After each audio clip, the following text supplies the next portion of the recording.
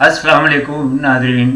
मैं हूं अता मोहम्मद तबस्सुम और अपने व्लॉग के साथ हाजिर खिदमत हूं। बलूचिस्तान में दहशतगर्दों का जाफर एक्सप्रेस पर हमला, बोलान पास के करीब ट्रेन रोककर मुसाफिरों को यरगमाल बनाया। गुज़िश्ता रात से एक ही खबर सारे मीडिया पर छाई हुई है और सारे पाकिस्तान बल्कि दुनिया भर में इस खबर का चर्चा है। बलूचिस्तान में शिद्दत पसंदों का ट्रेन पर हमला, और इसकी ज़िम्मेदारी उन अनासिर के ऊपर है जिन्होंने एक तहरीक सी चलाई हुई है और बदअमनी की सूरत हाल को फ़रोग़ दिया हुआ है। लेकिन बलूचिस्तान की ये सूरत हाल और बलूचिस्तान के अंदर ये हालात कैसे रूनुमा हुए, कैसे इन वाक़यात को इस हालत तक पहुंचाया कि आज ट्रेन का अगवा का वाक़या हमारे सामने है। बलूचिस्तान की क़यादत हमेशा से सरदारों के पास रही है और सरदार ही बलूचिस्तान में फ़ैसला कुन ताकत रहे हैं। लेकिन अब बलूचिस्तान की ये ताकत और ये क़यादत अब मतवसत तबके तक पहुंच गई है और वो मतवसत तबका अब हथियारों से मुसल्लह है और वही कार्रवाइयों में हिस्सा लेता है और वही बलूचिस्तान को इस वक्त शिद्दत पसंदी में आगे बढ़ाए हुए है। बलूचिस्तान में ये अस्करियत पसंदी का रुझान जो है वो एक फ़लसफ़े के तहत फैलाया गया है और ये अस्करियत पसंदी जो है इसके पीछे बहुत सारी गैर मुल्की ताकतें, बल्कि हमारे दो पड़ोसी ममालिक इसमें बहुत हाथ है उनका और इन तमाम कार्रवाइयों में, लेकिन बावजूद अब भी हम उनका नाम लेने से कतराते हैं। और कलभूषण जो है वो तमाम दहशतगर्दी की कार्रवाइयों का अहम किरदार है और वो अहम किरदार होने की वजह से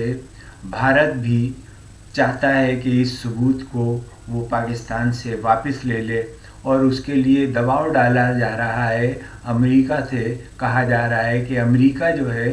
वो किसी तरीके से इस मामले में मदाखलत करे और कलभूषण को रिहा करा दिया जाए। हाल ही के अंदर बलूचिस्तान में एक कत्ल हुआ है और वो कत्ल एक आलिम दीन है। बलूचिस्तान में दहशतगर्दी के ख़िलाफ़ ऑपरेशन का ऐलान तो हो चुका है, मगर भारत की मदाखलत और कलभूषण पर जो है कोई बात नहीं कर रहा। कलभूषण यादव जो है वो भारतीय एजेंट है, पाकिस्तान की हिरासत में है और वो पाकिस्तान के अंदर इन तख़रीबी कार्रवाइयों में मुलव्विस रहा है। बलूचिस्तान में हाल ही में एक आलिम दीन मुफ्ती शाह मीर बदिंजो को शहीद किया गया है। वो नमाज़ पढ़कर मस्जिद से निकल रहे थे कि मोटरसाइकिल वालों ने उन पर फायरिंग की और उन्हें शहीद कर दिया। कहा जाता है कि शाह मीर बदिंजो जो हैं वो कलभूषण की जो है गिरफ़्तारी में बहुत उनका कंट्रीब्यूशन था और उन्होंने हमारी एजेंसियों को इस बारे में मालूमात फराहम की थी। तो भारत की जानिब से तो ये दावा होता है कि वो हमारे मुल्क में घुसकर हम पर वार करेगा और वो मुसलसल ये से वार कर भी रहा है। और ये जो बलूचिस्तान में वाक़या हुआ है ट्रेन के अगवा का, ये कोई ऐसा मामूली वाक़या नहीं है। इसके पीछे यकीनन जो है आलमी ताकतें भी हैं और भारत तो इसमें पूरी तरह से मुलव्विस है। पाकिस्तान में बलूचिस्तान के बारे में ख़बरों पर एक अरसे से पाबंदी है और ये पाबंदी इस तरह की है कि जो जैसे हम बानी खान कहते हैं कि इमरान खान का नाम टेलीविज़न पर नहीं आता लेकिन उनको मुख्तलिफ़ नामों से पुकारा जाता है। اسی طرح سے وہاں جو شدت پسند ہیں، علیحدگی پسند ہیں، جو تخریب کار ہیں، ان کو جو کسی نام سے تو نام نہیں لیا جاتا اور ان کے نام لینے پر پابندی بھی ہے، لیکن وہ مختلف طریقوں سے اس دہشت گردی کے اندر ملوث رہتے ہیں اور وہ پوری کارروائیوں میں بھارت کے ساتھ جو ہے وہ ہمارے ملک کو کمزور کرنے کے لیے یہ کارروائی کرتے رہتے ہیں۔ ان کے رہنما جو ہیں شدت پسندوں کے اور جو علیحدگی پسندوں کے، یہ دنیا بھر میں مختلف ذرائع ابلاغ سے ابلاغ بھی کرتے رہتے ہیں، انٹرویو بھی دیتے رہتے ہیں، اپنی کارروائیوں کو پوسٹ بھی کرتے رہتے ہیں، لیکن پاکستان کے عوام کو ان کارروائیوں سے جو ہے وہ لا علمی رہتی ہے، اس لیے کہ ہمارا مین اسٹریم کا جو میڈیا ہے اس کو اس طرح کی خبریں نشر کرنے پر کسی نہ کسی طرح کی جو ہے پابندی ہی رہتی ہے۔ اب یہ درہ بولان سے کوئٹہ سے پشاور جانے والی جو ٹرین ہے اس کو روک کر جو ہے ایک ایسی جگہ پہ روکا گیا جہاں سرنگ تھی، اور وہاں پر تمام مسافروں کو اتارا گیا اور ان میں سے مسافروں کو علیحدہ کیا گیا، اور جو سرکاری ملازمین تھے، سرکار سے مختلف اداروں سے وابستہ تھے، ان کی شناخت کر کے ان کو علیحدہ کیا گیا اور ایک بڑی تعداد کو ان کو یرغمال بنا کر لے جایا گیا ہے، اور ابھی تک جو ہے یہ آپریشن جاری ہے اور ان دہشت گردوں کا پیچھا کیا جا رہا ہے۔ ہماری سیکورٹی فورسز جو ہیں وہ بڑی تندہی سے یہ کام کر رہی ہیں، لیکن اس کے باوجود انسانی جانوں کا خطرہ بہرحال ہے، اور اس پر جو ہے تمام ملک کے لوگ جو ہیں مضطرب ہیں، اور بہت سارے خاندان جو ہیں اس واقعے سے متاثر ہیں، اور وہ تمام لوگ پریشان ہیں۔ لوگ چیخ رہے تھے، گاڑے مار رہے تھے، بس کچھ لیٹ گئے، ہم بھی لیٹ گئے، پوری ٹرین میں سب لوگ لیٹ گئے کہ اپنی جان بچائیں، بس باہر سے کچھ فائرنگ ہوئی، بلاسٹ ہوئے، اس کے بعد پھر ہمیں کہا جی آپ لوگ نیچے اترے، لوگ نہیں اتر رہے تھے، میں اپنے بچوں کو لے کے اتر گیا، میں نے کہا جب وہ کہہ رہے اترو تو پھر تو اترو نا، اندر آ کے مارنا شروع کریں گے پھر کیا کریں گے؟ ہم لوگ اترے، خیر اترے، میرے بچوں کو بھی چھوڑ دیا، مجھے بھی چھوڑ دیا، میری گھر والی کو بھی چھوڑ دیا، اس نے کہا پیچھے مڑ کے نہیں دیکھنا چاہیے، ہم لوگ پنجاب پولیس اسٹیشن پہنچ گئے پیدل پر، نالے کے بیچ میں سے بچوں کے درمیان۔ یہ بتائیے کہ کتنے لوگ تھے، کیا منظر دیکھا آپ نے؟ ان کے پاس کیا پوچھ گچھ کیا؟ میں اتنا دیکھنا نہیں چاہ رہا تھا کیونکہ میں اپنی اور اپنے بچوں کی جان بچانے کے لیے بس میں نے فوراً بچنے کا پیچھے مڑ کے نہیں دیکھنا، اس نے کہا پیچھے مڑ کے نہیں دیکھنا، پھر ہمارا کام تھا نا۔ تازہ ترین اطلاعات یہ ہیں کہ 104 یرغمالی جو ہیں ان کو بازیاب کرا لیا گیا ہے، اور اس میں سے بہت سارے جو زخمی ہیں ان کو اسپتالوں میں بھی منتقل کر دیا گیا ہے، اور 18 دہشت گرد جو ہیں ان کو ہلاک بھی کیا گیا ہے، لیکن ان دہشت گردوں کی تعداد کے بارے میں ابھی کچھ نہیں کہا جا سکتا کہ وہ کتنے ہیں، اور یرغمال جو جن لوگوں کو بنایا ہوا ہے ان کی صورتحال کیا ہے۔ جعفر ایکسپریس کے جو ڈرائیور ہے وہ امجد یاسین ہیں، انہیں فائرنگ کر کے شہید کر دیا گیا ہے، اور ان کا تعلق چھانگا مانگا کے ایک گاؤں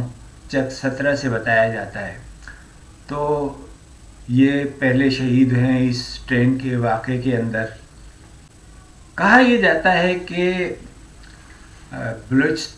بلوچستان میں جو یہ ٹرین کا واقعہ ہے یہ اب تک دنیا میں ہونے والے 6 واقعات میں سے 6واں واقعہ ہے۔ پہلا واقعہ 1923 میں لیجنگ چین میں سابق فوجی شنگھائی کرین گینگ نے ٹرین اغوا کر کے 25 مغربی مسافروں اور ایک امریکی سینیٹر کی بیٹی سمیت 300 مسافر اغوا کر لیے تھے، جن پر $85,000 جو ہے ان کو تاوان لے کر رہا کیا گیا تھا۔ پھر اسی طرح کا ایک واقعہ انڈونیشیا کے ملوکز محاذ میں دوبارہ 1975 میں اور 1977 میں ہالینڈ میں علیحدہ ملک بنانے کے لیے ٹرینیں اغوا کی گئی۔ پھر 1913 میں رائے پور کے قریب سرونا ریلوے اسٹیشن کے قریب ایک ایکسپریس ٹرین کو اغوا کیا گیا تھا، اور ان جو اغوا کرنے والوں کا ان کا بھی مطالبہ ایک مجرم بیندرا سنگھ کو رہا کرانا تھا۔ جعفر ایکسپریس کا یہ واقعہ دنیا میں چھٹا واقعہ ہے، اور اس پورے واقعے نے ساری دنیا کو جو ہے خبروں میں اب اس واقعے کا ذکر ہے۔ سیکورٹی فورسز کی مؤثر کارروائی کے نتیجے میں بہت بڑی تعداد کو تو بازیاب کرا لیا گیا ہے، لیکن اس کے باوجود بھی علاقے میں وقفے سے فائرنگ کی آوازیں سنائی دے رہی ہیں، اور دہشت گردوں کی چیخ و پکار بھی جا رہی ہے۔ جو لوگ رہا ہوئے ہیں وہ اپنے واقعات بھی سنا رہے ہیں، اور وہ بتا رہے ہیں کہ کس طریقے سے ان کو ٹرین سے اتارا گیا، لائن میں کھڑا کیا گیا، ان کو شناخت کیا گیا، اور پھر ان کو علیحدہ کر کے ان کو کچھ لوگوں کو جانے کی اجازت دے دی گئی اور کچھ لوگوں کو اپنے ساتھ لے گئے۔ موجودہ جو صورتحال ہے یہ کوئی ایک دن کا واقعہ تو نہیں ہے، یہ واقعہ جو ہے وہ ایوب خان کے زمانے سے چلا آ رہا ہے۔ ایوب خان کے زمانے میں بھی بلوچ سرداروں نے جو ہے اپنی علیحدہ صورتحال کے اوپر جو کارروائی کی تھی، اور اس کے بعد حکومت نے ان کو پیشکش کی تھی کہ وہ پہاڑوں سے نیچے اتر آئیں اور ان سے مذاکرات کیے جائیں گے اور ان کو معافی دے دی جائے گی، لیکن بدقسمتی یہ رہی کہ یہ مذاکرات ہوئے، لیکن ان تمام لوگوں کو بعد میں پھانسیاں دے دی گئیں، اور یہ بد اعتمادی کا جو پہلا پتھر تھا جو بلوچستان میں رکھا گیا، اور اس کے نتیجے میں آج تک بلوچستان کے لوگوں کو وفاق پر پوری طرح سے اعتماد نہیں رہتا۔ اب جو واقعات بگڑنا شروع ہوئے اس کے اندر سوئی کے مقام پر ڈاکٹر شازیہ جو تھی وہ تعینات تھی، اور ان کے ساتھ جو ہے ایک واقعہ پیش آیا، ریپ کا کیس تھا جس میں کچھ لوگ ملوث تھے اور ان کو سزا دینے کا مطالبہ ہو رہا تھا، لیکن اس کیس کے اندر بھی کوئی صحیح طور سے فیصلہ نہیں ہو سکا، نہ کارروائی ہوئی، نہ ملزمان کو پکڑا گیا اور نہ ان کو سزا ہوئی۔ تو اس کے بعد سے بلوچ سردار جو تھے اکبر بگٹی، حالانکہ وہ حکومت کے بہت حامی رہے ہیں اور حکومت بھی ان کے اوپر بھروسہ کرتی تھی، اور وہ وزیر اعلیٰ بھی رہے اور حکومت کی گڈ بکس میں بھی تھے، لیکن مشرف دور میں بگٹی صاحب اور مشرف صاحب کا جو ہے وہ ٹکراؤ ہوا، اور مشرف صاحب نے ان کو دھمکی دی کہ گولی وہاں سے آئے گی اور ان کو پتہ بھی نہیں چلے گا۔ ہم اس وقت سپر ہائی وے سے کراچی کی طرف آ رہے تھے، اور میرے ساتھ لیاقت بلوچ صاحب تھے، اور ان کو اس وقت کال آئی اور یہ اطلاع ملی کہ اکبر بگٹی کو بلوچستان میں شہید کر دیا گیا ہے، اور اس وقت لیاقت بلوچ صاحب نے کہا تھا کہ یہ بہت برا ہوا ہے، اور واقعتاً یہ نقطۂ آغاز ثابت ہوا، اور یہ جو حالات جو ہیں بلوچستان کے اس کے بعد بگڑتے ہی چلے گئے، اور مختلف اب درجنوں ایسے واقعات ہیں جن کے اندر لوگوں کو اغوا کیا جاتا رہا ہے، ان کو مارا جاتا رہا ہے، ان کی لاشوں کو جو ہے وہ تحفہ کہہ کر پنجاب روانہ کیا گیا ہے۔ حالانکہ وہ تمام جو ہے جو شہید ہوئے ہیں ان میں سے بڑی تعداد جو ہے وہ مزدوروں کی تھی۔ بلوچستان کے اندر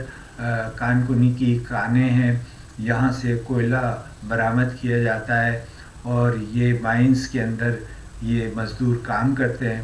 اور یہ بڑی محنت کا اور مشقت کا کام ہے، اور ظاہر ہے کہ وہ مجبور ہی ہوتے ہیں جو لوگ اپنے گھروں سے نکل کر دور دراز علاقوں سے آ کر بلوچستان میں مائننگ کا یہ کام کرتے ہیں، لیکن ان پر جو ہے اس طرح کا تشدد ہوتا رہا ہے اور انہیں شناخت کر کے ہلاک کیا جاتا رہا ہے،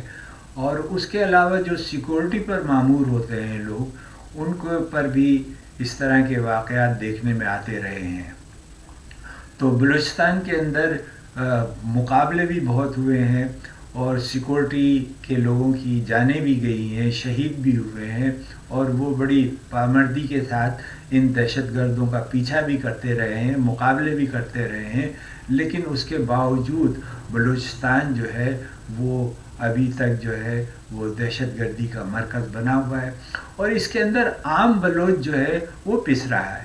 عام بلوچ کا تمام واقعات سے بہت زیادہ تعلق نہیں ہے، لیکن اس کے باوجود ان میں سے بہت بڑی تعداد جو ہے ان کو جو ہے غائب کر دیا گیا ہے، اور ان کے ویئر اباؤٹس کو نہیں بتایا جاتا، اور اس کے اوپر جو ہے ماما قدیر نے بھی ایک تحریک چلائی تھی، محرم بلوچ بھی اس کے اوپر ہیں، اور بہت سارے لوگ جو ہیں وہ ان باتوں کے اوپر جو ہے احتجاج کرتے رہتے ہیں، مطالبات کرتے رہتے ہیں، لیکن ابھی تک جو ہے نہ تو ہماری عدالتیں اس پر انصاف کر سکی، نہ ان مقدمات کا فیصلہ کر سکی، نہ وہ لوگ جو ہیں ان کا منظر عام پر آ سکے۔ بہت سارے لوگوں کے بارے میں بعد میں یہ بھی شواہد ملے کہ وہ علیحدگی پسندگی کارروائیوں میں دہشت گردوں کے ساتھ ملوث رہے ہیں، اور وہ ان کارروائیوں کو کرتے ہیں، اس وجہ سے وہ اور ان کو ہم نے مسنگ پرسن کے طور سے بھی یہاں پر مقدمات میں ڈالا ہوا ہے، لیکن وہ لوگ جو ہیں وہ اس طرح کی کارروائیوں میں ملوث ہیں۔ لیکن یہ پورا سچ نہیں ہے، اس کے اندر بہت سارے لوگ بے گناہ بھی ہیں جن کو اٹھا لیا جاتا ہے اور ان کو بعد میں ان کا پتہ بھی نہیں چلتا۔ بہت سارے ایسے واقعات جو ہیں بلوچستان سے جڑے ہوئے ہیں۔ تو بلوچستان کے بارے میں ہمارے پاکستان کے اندر جو لوگوں میں تشویش ہے وہ وجہ طور سے صحیح ہے، اور اس کے اوپر جو ہے ایک سیاسی اور ایسا ڈائلاگ ہونا چاہیے جو اس مسئلے کو مستقل طور سے حل کر سکے۔ جب تک ہم بیٹھ کر بات نہیں کریں گے اور جب تک ہم ان معاملات کو درست نہیں کریں گے اور ان مطالبات پر جو ہے وہ توجہ نہیں دیں گے، تو اس وقت تک جو ہے یہ صورتحال اسی طرح سے رہے گی۔ کسی بھی بڑی آبادی کو جو عسکریت پسند بھی ہو اور اپنے حقوق کے لیے جدوجہد بھی کر رہی ہو، اس کو اس طریقے سے جو ہے اگنور نہیں کیا جا سکتا، اور نہ ہی ان کو قوت کے بلبوتے پر جو ہے خاموش کیا جا سکتا ہے۔ تو اس لیے ضرورت اس بات کی ہے کہ اس سنگین مسئلے کو توجہ دی جائے، اور بلوچستان کے لوگوں نے یا یہ جو شدت پسند ہیں جنہوں نے یہ کارروائی کی ہے، اس سے ان کا ایک سب سے بڑا مقصد تو حل ہو گیا ہے، اور وہ مقصد ان کا یہی تھا کہ یہ مسئلہ جو ہے وہ ہائی لائٹ ہو، پوری دنیا جو ہے اس مسئلے پر توجہ دے، اور پاکستان میں جو ہے ہم اس مسئلے کو جو خاموشی سے دیکھ رہے ہیں وہ ہم اس پر آواز اٹھائیں۔ تو اب پاکستان کے عوام جو ہیں وہ بھی اس مسئلے پر ان کو دلچسپی لینی چاہیے، حکمرانوں سے اور ان مقتدر قوتوں سے اس بات کو مطالبہ کرنا چاہیے کہ اس مسئلے کو سنجیدگی کے ساتھ، ڈائلاگ کے ساتھ، بات چیت کے ساتھ، اور ایک ایسی فضا کے اندر جس کے اندر ایک دوسرے پر اعتماد کیا جائے، جو بھی وعدے کیے جائیں ان کو پورا کیا جائے، جو کارروائی ہو وہ شفاف ہو، تو اس طریقے سے یہ معاملات درست ہو سکتے ہیں۔ اور سب سے بڑھ کر یہ کہ بھارت جو اس معاملے کے اندر پوری طرح سے ملوث ہے، اس کے خلاف بھی جو ہے پاکستان کو آواز اٹھانا چاہیے، हर फोरम पे आवाज़ उठाना चाहिए। उसके जो एजेंट है कुलभूषण, तो हमारे पास बहुत बड़ा सबूत है, उसको आलमी सतह के ऊपर लाना चाहिए और भारत के इस किरदार को बेनकाब करना चाहिए। इस वक्त इस सूरत हाल के अंदर सबसे ज़्यादा भारतीय मीडिया ही जो है वो खुश हो रहा है और वो इस पूरी कार्रवाई को पूरी तरह से कवरेज दे रहा है। तो आज के ब्लॉग के अंदर यही बातें, इंशाल्लाह फिर अगली मुलाकात होगी। बहुत शुक्रिया।